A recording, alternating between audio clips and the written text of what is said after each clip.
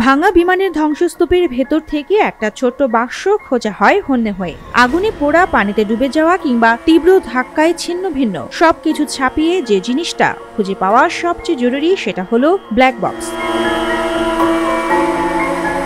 কিন্তু প্রশ্ন হলো, এই যন্ত্রটিকে ঘিরেই কেন এত তৎপরতা? আসলে এই ব্ল্যাক বক্স কোনো সাধারণ যন্ত্র নয়, এটি বিমানের মেমোরি কার্ড বললেও ভুল হবে না। কারণ দুর্ঘটনার আগের প্রতিটি মুহূর্তের গুরুত্বপূর্ণ তথ্য এই বাক্সেই জমা থাকে, ঠিক যেন নিঃশব্দে সব দেখে রাখা এক প্রত্যক্ষদর্শী।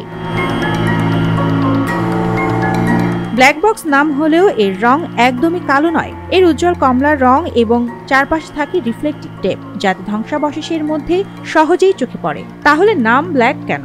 দুটি যুক্তি পাওয়া যায়। হয়তো শুরুতে এর রং কালো ছিল, পরে খুঁজে পেতে সুবিধার জন্য রং পরিবর্তন করা হয়, অথবা দুর্ঘটনার সময় যেহেতু অনেক সময় এটি পুড়ে কালো হয়ে যায়, সেখান থেকেই এসেছে এই নাম।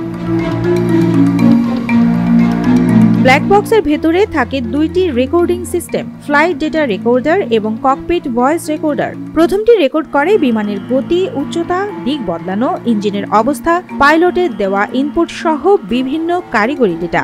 আর দ্বিতীয়টি ধারণ করে ককপিটের প্রতিটি শব্দ, পাইলট ও কো পাইলটের কথাবার্তা, অ্যালার্ম সিস্টেম, এমনকি ব্যাকগ্রাউন্ডের আওয়াজ পর্যন্ত, যার মধ্যে থেকে অনেক সময় গুরুত্বপূর্ণ ক্লু পাওয়া যায়।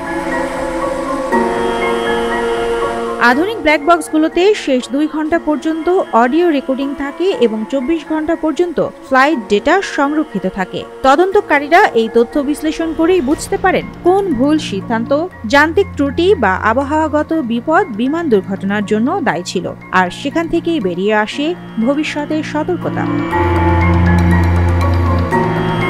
ব্ল্যাক বক্সের ধারণা প্রথম আসে রাইট ব্রাদার্স এর সময়। তারা বিমানের পাখার ঘূর্ণনের তথ্য রাখতে চেয়েছিলেন। তবে আধুনিক ব্ল্যাক বক্সের ব্যবহার শুরু হয় দ্বিতীয় বিশ্বযুদ্ধ পরবর্তী সময়ে।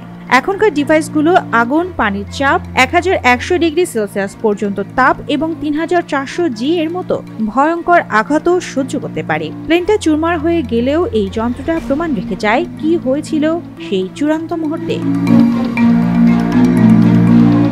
সুবর্ণা মেজাবিন, দেশকাল নিউজ।